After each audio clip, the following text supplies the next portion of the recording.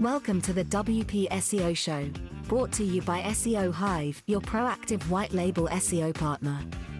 The WP SEO Show is all about talking WordPress and SEO, from optimizations, structures, setups, and plugins. We explore how to make your WordPress website perform better in the search engines. Here are your hosts, Pete Everett and Jeff Patch. Hello and welcome to this episode of the WP SEO Show. My name is Pete and I'm here with my main man, Mr. JP. How are you doing, Jeff? I'm well. How are you, Pete? I'm good, thank you. It's all good. It's very hot in England right now. We're recording this at the start of September and we're having a bit of an Indian summer. So it's like 30 odd degrees here, which it hasn't been since June. So yeah, we've got the aircon going and how's life in sunny California? Okay, hold on. I've got to do my 30 degrees Celsius to Fahrenheit conversion to see what that. Okay, 86 degrees. Okay, now you asked me how I was doing a minute ago and I was fine. And now I'm just offended because 86 degrees here right now is like absolutely wonderful to get a day that's only 86 degrees. Let me see what, actually, it's not going to be that bad. Oh, today's supposed to be 89. So yeah. 89. Okay. No, we've I'm actually like weather. I'm such a baby when it comes to weather, man. Like where I live, it gets to about 100 degrees Fahrenheit. So I don't know, you can figure that out. But like throughout the summer, and our electric bill has been so much because of it. And this week is the first week in like 2 months where we've been able to survive without the air conditioning. So I'm just like, oh, we can have dessert tonight. We can afford it finally. Like, you see, so that's it. That's complete opposite to here. So we've basically had our electricity has been low because we've not had the lights on because it's been daylight. And we have central heating in the house, and we've basically been paying about £4 a month for it since May. So of course that's going to ramp up come and mid of October, and so we go again. That's the cycle. Anyway, welcome to the International Weather Podcast with Pete and Jeff. Great information for your agency. So today we're going to be talking about pricing SEO services in your agency. Now, I guess the first thing that we should say about this is that we're aware that this show isn't exclusively an agency podcast. So if you're not a digital agency and you're listening to this, then here's the disclaimer right now. Now you've listened to the weather that says that this may not be like the most applicable episode for you. So if you want to skip on to the next one, that's absolutely fine. But on the same note, sorry to cut you off. With that though, I think that this still can be pretty applicable to many freelancers and kind of solopreneurs and stuff. You don't need to be like a full-fledged agency. This is true. You know, I mean, I was doing all this with an agency of 1.5 for years and years and years. So, I mean, it's, you know what I mean? You can definitely do this. So, but yeah, if you're just like a WordPress user and you're not in the business, okay, maybe not. but then on the same note, if you do have a WordPress website and you are looking for agency support with SEO, then this episode also might serve to help you understand how an agency prices things with this. Because let's face it, SEO has been seen as a bit of a black art for the last however long. And you know, with that comes issues around pricing. And through SEO Hive, one of the key things that Jeff and I spoke about before we launched any product and sold anything to anyone was this needs to be transparent. People need to know what it is that they're paying for. And that was one of the cornerstones that we hung the service on, wasn't it? Yes, and we put a lot of effort into that, and it, for the most part, was well received and understood. Sometimes it's funny, being transparent can be a little overwhelming too. There's a lot that goes into this stuff. So, you know, I'm a little bit of a segue, but just the other day I was having a conversation with a customer who they're wanting to cut costs, and I get it, you know, I understand. And they were wondering if we'd continue hosting their website without maintaining it. And we just flat out said no, you know, and they were like, why? So we kind of had to go into the why of all that. But, you know, when we went into it, they really had they came back to me afterwards and said, you know, I've been with you for like 2 years, but I have a completely different understanding of all that you do and all that you put into this. And keep it where it is. Like, okay, we got it. Like they understood. So there's a lot that goes into it. It's not always just, reselling somebody's service for twice the price or something like that. So the other thing that I think is important to say right up at the top is we're going to be talking a bit about profit. And look, I'm British. We don't talk about money. And I know that Americans can be like that as well.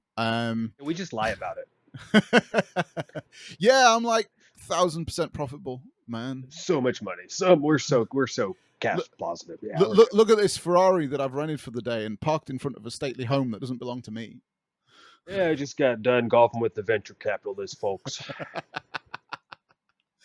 But yeah, we are going to talk a bit about profit, and I think it's really important to stress the point that an agency is a business. It is there to serve a number of people. One of those is the owner. Now, if this is an agency of one or one and a half, like, what did you do with the other half? Who was the mean person that got chopped in half? No, I just meant like I'd freelancer contractor here and there. It was basically just me. That's all. A little bit more than me, but not another full-time person. Yeah, I know what you mean. But yeah, so it's there to serve the owner, and if that's a single person, then that's it. It's there to serve the staff, but it's also there to serve the customers, and with that comes an element of longevity in the business. If you're supporting your clients right now, regardless of whether this is recurring or whether it's project work, you build a website for somebody today and it goes live. Just because you finish that project doesn't mean that they're no longer your customer. In the future, they're going to want updates. They're going to want potentially new functionality. They might need help with things like SEO. There's a whole host of things. And if your company isn't profitable and you're working in that feast-famine cycle, then if one of those famines is just that little bit too much, then you may no longer be in the market. You can't help them. They need to go find somebody else. They don't know if they can trust that person. They've already worked with you. And so the cycle goes on. So actually, profit isn't a thing about greed. And it's not, of course, it's money, but it's not really all about the money. It's about what that money, the stability that money gives you so that you can have a long business and help people over a period of time. That's my 2 cents on it anyway. Our point here is definitely not how to be super profitable and make all the riches and get vacations every other week. That's not our point. That'd be nice, that'd be great, but that's not the point of this. The point is running a healthy business and helping your customers and keeping them going. Yeah, absolutely. And for everybody that scale is going to differ. But yeah, you're dead right. We are talking about enough money that you ride out, that that you have that security, you can ride out the storms that are going to come your way. But we're not talking super yachts, Lamborghinis, Bugatti Veyrons, that kind of thing. We're that is profit, but that's not the profit we're talking about right now. So where do we want to start with this, Jeff? Where do we want to start with unpicking how to price SEO services? Well, I happen to know you have a bit of is formula the correct way to refer to it, but I know you've got a bit of a system to it.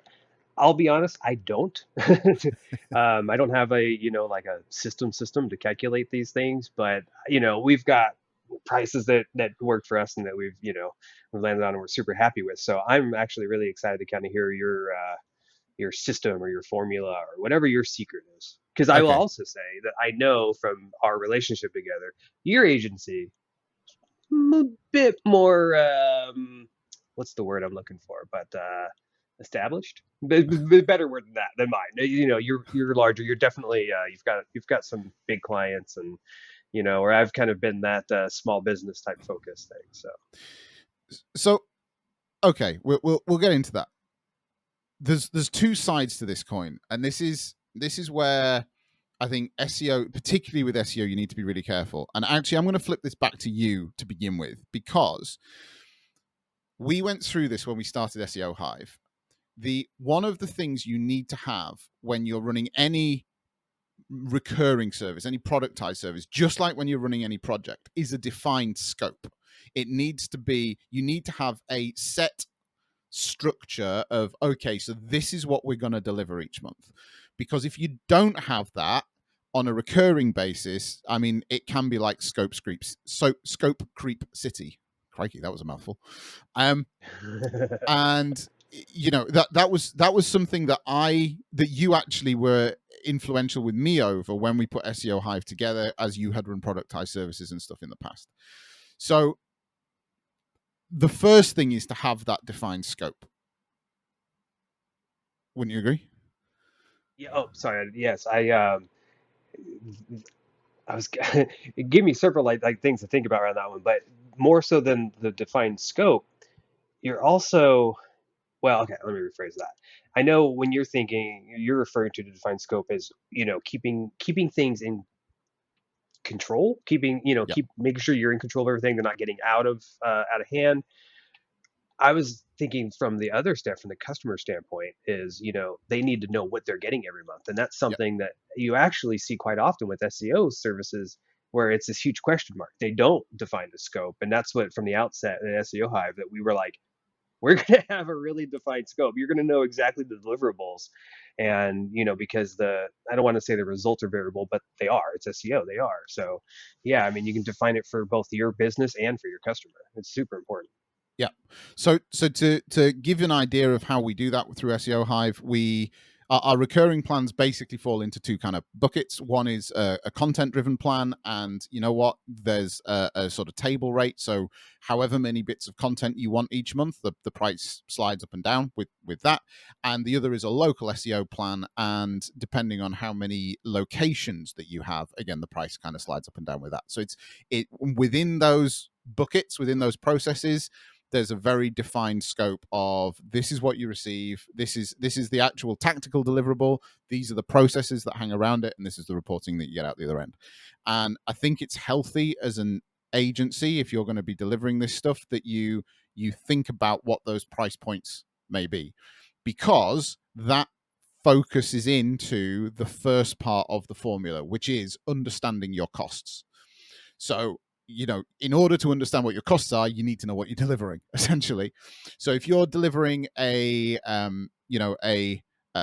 content plan, and you're going to be producing 4 bits of content a week, or the content is part of the plan that you're offering to the client, you're offering 4 bits of content a week, then a month, so that's 1 a week, then you need to know, roughly speaking, what each piece of content is going to cost you to produce. That's either through an outsourced service, something like SEO Hive, or an external copywriter, or through or the hourly rate that you want to pay for either a member of staff or through for yourself to do that work.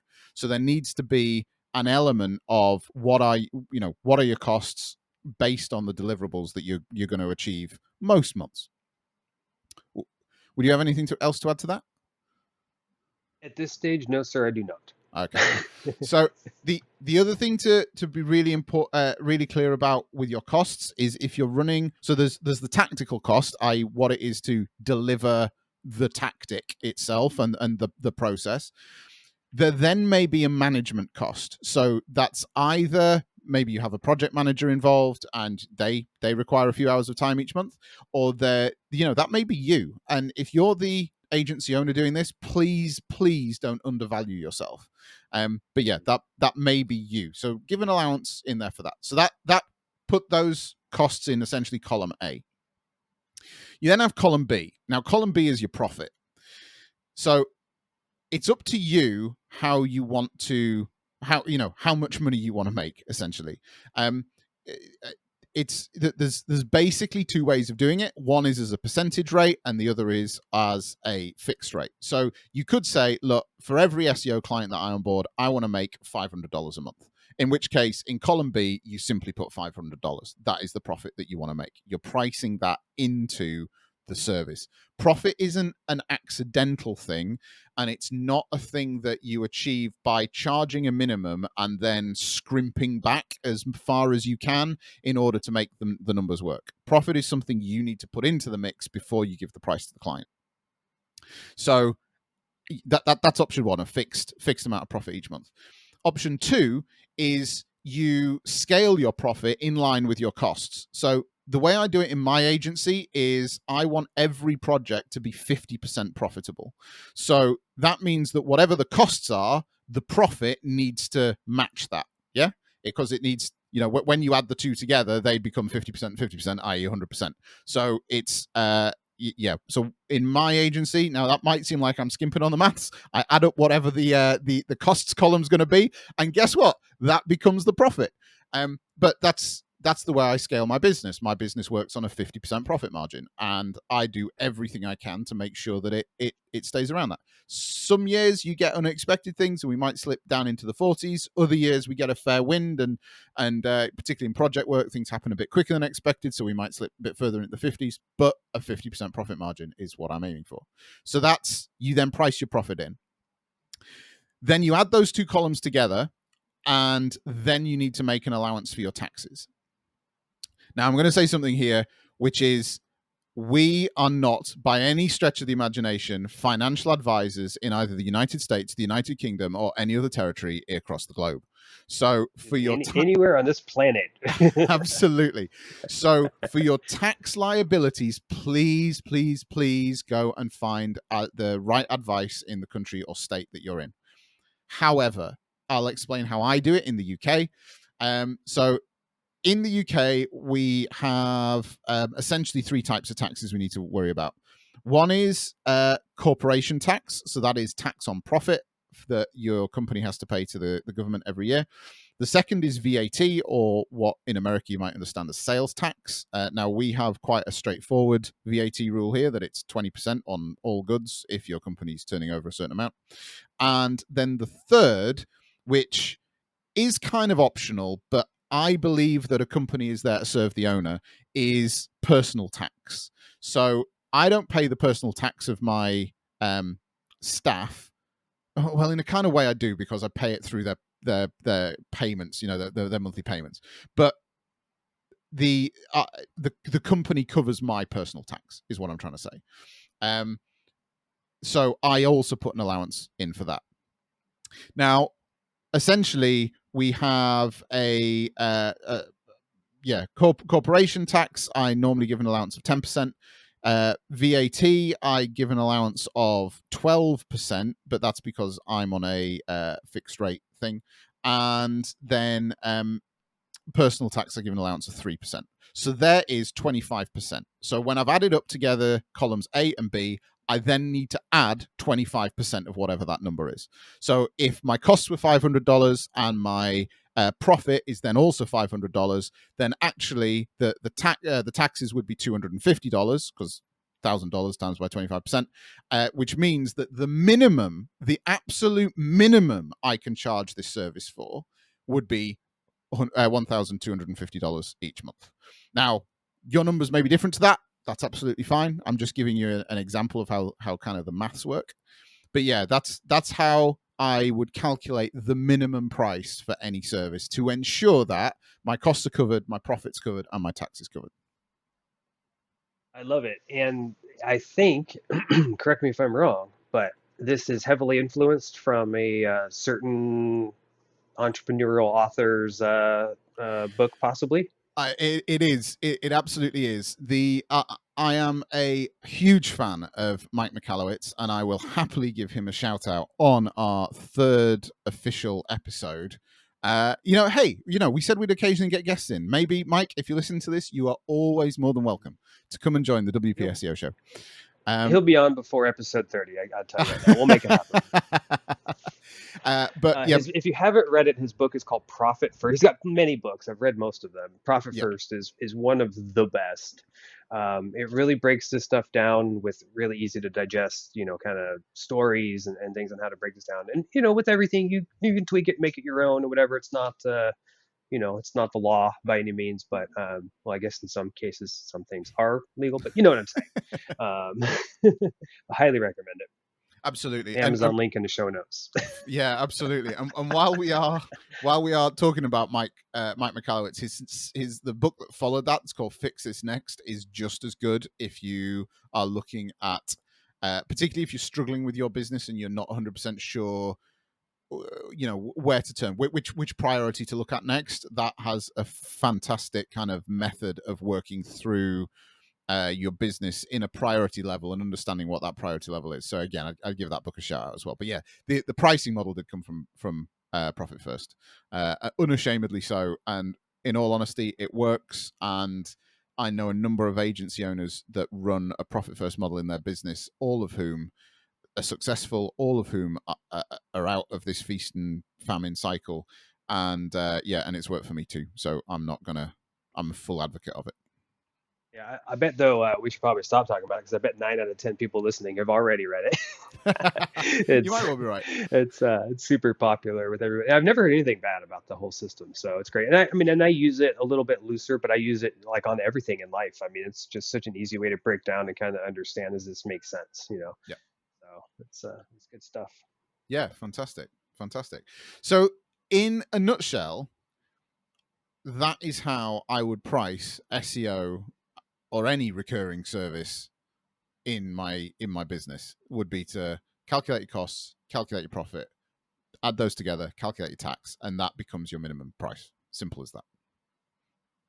I like it. Now, I just, day to day and in my business stuff, I focused a little less on the percentage and I go kind of the fixed profit way, Um, but that's just it's mostly because costs and stuff are so much easier to calculate that way.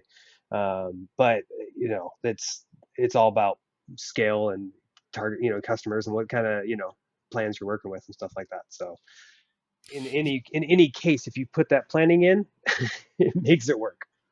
You see, I know of an agency where the owner, he literally takes 50% of every project budget that comes in. And so when he costs a project, or when their agency costs a project, whatever those costs are, they double it. And when the bill comes in, that half of that money goes straight to the owner's pocket. That is his salary. So his salary moves up and down each month. But that's the way he wants to run his business and run his personal finance. And that again, that's absolutely fine. Half of the total or half of the profit? No, half of the total. So he basically takes all profit and then says to his project manager, right, here's your budget, which is everything minus the profit. And obviously he's put the taxes to one side. Here's your budget. You deliver it for that. Jog on. There you go. There you go. So look, I hope this episode's been useful. If you've got any questions about it, feel free to reach out to us at hello@seohive.co. And as I say, please don't send me or either of us questions about the taxes in your country, because the response will be just go and find advice in your own country or state. But I guess we could emphasize that we're just talking budgeting, really. Yeah, you're talking about taking that money, making sure it's there when you have to pay the bill, and hey, if your taxes are less, then your profit went up. Yeah, exactly. Everything else, then, it's always better to have surprise profit than it is to have unexpected taxes. Yeah. So, this has been episode 3, I think. Episode 4, episode 3, episode 3. And we hope you found it useful. And look, if you aren't an agency, hopefully you've maybe got an idea of how agencies calculate their profit as well, calculate their prices as well, to make them, so when you see that figure, when you get that quote through, you maybe understand a bit about how an agency is putting its prices together. And hopefully this enables them to stick around and continue to service your business, because that's like we talked about at the beginning, that's what's important is, this isn't about getting rich. That'd be great. That's a nice thing to have, but it's about creating a healthy business that, can continue serving your customers. And if you're not there, if you're not making the profit, if you can't stay in business, ultimately, not only did you shut down, you potentially are failing your customers that were relying on you. Absolutely. And it is really important that you build longevity into your business, even if it's a business that you're considering to sell one day. In fact, this is even more crucial if you're looking to sell your business. Even more, yeah. So, because then really somebody else's lawyers, accountants are going to get into the books of your business and want to see that there is profit there that their client can actually extract, and that they're going to get a return on their investment from buying it from you. So it is really crucial that if you're going down that route at any point, that you are thinking about this kind of stuff. Money's so fun to talk about. I feel like we've gone really heavy. I feel like this has been like I don't know. Anyway, look, we've done a money talk, which means we can now get away with a few episodes without doing a money talk. So look, it has actually been good fun recording this, but look, we hope to see you in the next episode. We won't talk about money in that one. I think we can guarantee that. And yeah, we look forward to seeing you next time. The WP SEO show is brought to you by SEO Hive, your agency's proactive white label SEO partner. We understand that finding a reliable SEO supplier is key to ensuring you build stable monthly recurring revenue into your digital agency. At SEO Hive, we have a suite of products that will help you sell, scale and deliver your monthly SEO retainers, from our Scout reports and one-off technical boosters, to our flagship local SEO and honeypot plans, all of which have clear pricing and monthly deliverables. If you want to explore how SEO Hive can help your agency deliver high-quality and reliable SEO agreements for your clients, you can find more information at seohive.co and schedule a call to discuss the next steps.